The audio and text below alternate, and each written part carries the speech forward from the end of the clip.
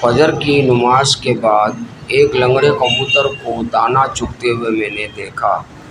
دوسرے پرندے بھی وہاں پر دانہ چگ رہے تھے، لیکن یہ لنگڑا عجیب طریقے سے دانہ چگ رہا تھا۔ فوراً دماغ میں پرانی بات یاد آ گئی۔ بچپن میں ایک کہانی سنی تھی۔ شہر کے ایک بڑے رونق باغ میں ایک کبوتری جو ایک پاؤں سے محروم رہتی تھی، بڑی عاجزی کے ساتھ رہتی تھی، چھپ چھپا کر اپنا وقت گزارتی تھی۔ کیونکہ اس کا نہ صرف پاؤں نہیں تھا بلکہ ایک بازو بھی زخمی ہو گیا تھا، زمانے کے حادثات میں کہیں کھو گیا تھا یا ایسا زخمی ہو گیا تھا۔ اس کبوتری کو لوگ پپی کے نام سے پکارتے تھے۔ وہ پورے باغ میں گھومتی رہتی تھی۔ لوگ اس کی خود حفاظت کرتے تھے بلی وغیرہ سے، تاکہ اس کو کوئی کھا نہ جائے۔ پپی بڑی ہمت والی تھی، پرعزم تھی، جینا چاہتی تھی۔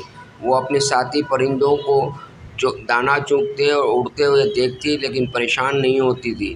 وہ اپنے مگن رہتی تھی اور اپنے آپ کو تیار رکھتی تھی ہر مشکل کے لیے، اور چھپ چھپا کر رہتی تھی تاکہ کوئی اس کو شکار نہ کر لے۔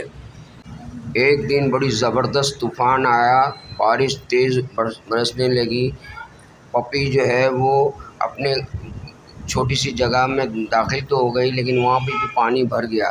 اس کے ساتھ ہی پرندے درختوں پر اپنے اپنے گھونسلوں میں جا چکے تھے۔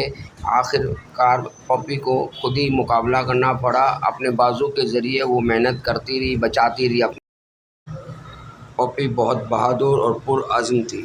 اس نے اپنے بازو کو ڈھال بنا لیا اور اس پر زور ڈال کر اپنے آپ کو اوپر اٹھانے کی کوشش کی اور ایک درخت پر جا بیٹھی۔ اس طرح اس کے جان آ گئی اس کے بازو میں، اور اس قابل ہو گئی کہ وہ اڑنے لگے، اگرچہ اس کا پاؤں نہیں تھا۔ دوسرے دن باغ ہرا بھرا ہو گیا، سارے پرندے چہچہانے لگے، اور خاص طور پر پپی کو دیکھ کر بڑے خوش ہوئے۔ یہ عزم کی علامت بن گئی کہ اگر کوئی چاہے تو اپنے آپ کو بچا سکتا ہے۔ پپی نے ثابت کیا، عزم، ہمت اور جینے کی خواہش ہو تو ہر مشکل آسان ہو سکتی ہے۔